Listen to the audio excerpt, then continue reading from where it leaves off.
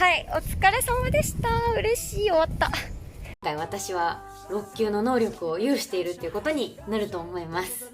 イエーイ。こんにちは、ぐまみです。今はね、深セン大学にいます。あ、なんか後ろいい建物が見える。I love 深セン。HSK6 級受け終わりました。初めての6級めっちゃ緊張した。自分なりに得意というか自信の多少あったリスニングがかなり壊滅的で、いやーやばかったね。全然集中できなかった。しかも両隣の人たちがさ2級受けてて、そのリスニングの合間にすごい他の級の2級のなんか声が聞こえてくるんですよね。だからもう言い訳になるけどちょっと気が散っちゃって、もう本当にもうどうしようもなかったですね。こっちから行く。リーディングは言えとまずって感じですかね。ライティングは意外とよくできたと思うけど、どうだろうね。なんか私多分迷ったな。あ、すごい綺麗じゃない。とりあえず6級受け終わりました。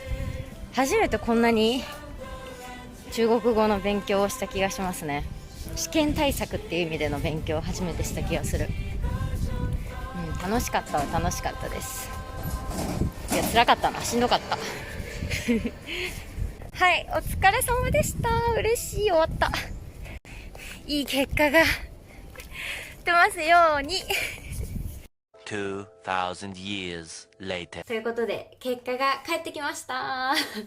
もう実は早速開けちゃったんですけど、300万点中ですね、なんと212点。こちらです。HSK にはその合否の表記がなくて、基準点である6割を超えるとその級の能力を有しているっていう風に判定されるので、今回私は6級の能力を有しているっていうことになると思います。イエーイ。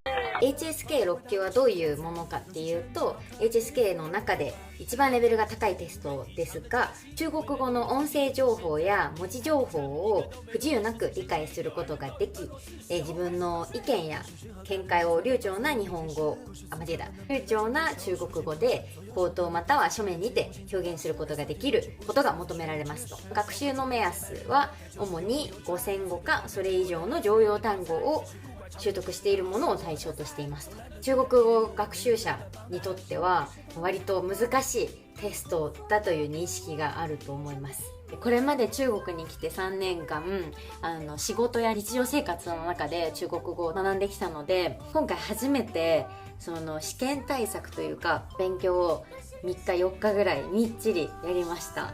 で主にやったのは試験の傾向対策と、あとは単語の学習っていうところだったんですけど、どちらも勇気の中国語という YouTube チャンネルに大変お世話になりました。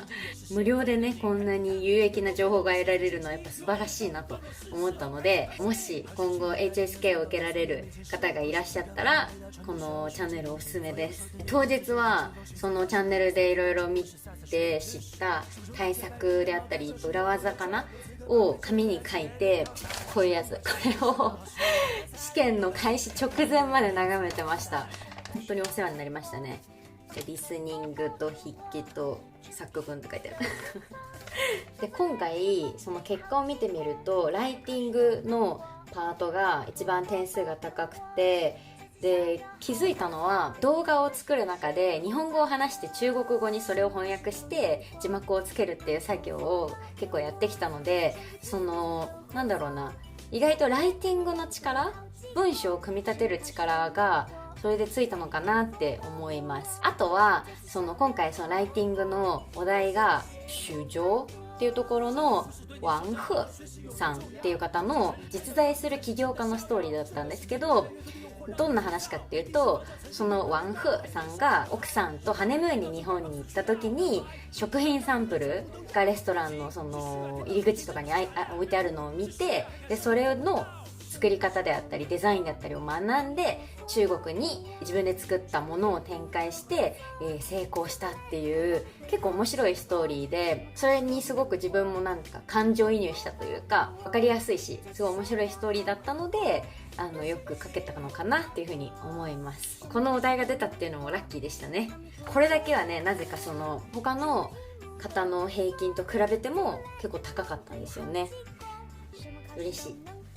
ということで、これまであんまり自分が中国語できるって言い切る自信がなかったんですけど、今のところ一番難しい6級で7割超えたっていうことで、これからはトリリンガルって言えるかな。初めてちょっと自信がつきました。とはいえね、これ5級の結果開示した時にも言ったんですけど、個人的に一番苦手なのはスピーキングなので、これはまた地道に頑張っていこうかなと思います。